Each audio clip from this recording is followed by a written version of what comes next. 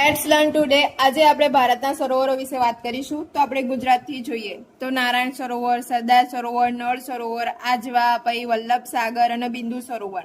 ત્યાર પછી રાજસ્થાનમાં જવાહર સાગર, સાંભર, પુષ્કર, ઢેબર, રાણા પ્રતાપ સાગર.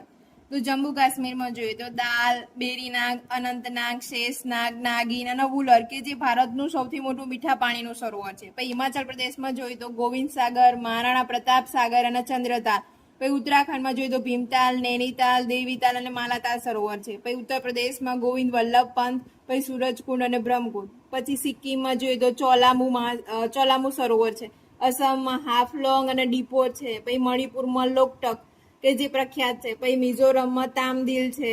પછી મધ્યપ્રદેશમાં જોઈએ તો ઇન્દિરા સાગર, ભોજતાલ, ગાંધી સાગર, મહેદ અને બેતુલ સરોવરો આવેલા છે. પછી ઓડિશામાં ચિલ્કા છે. તેલંગાણામાં નાગાર્જુન સાગર અને હુસેન સાગર.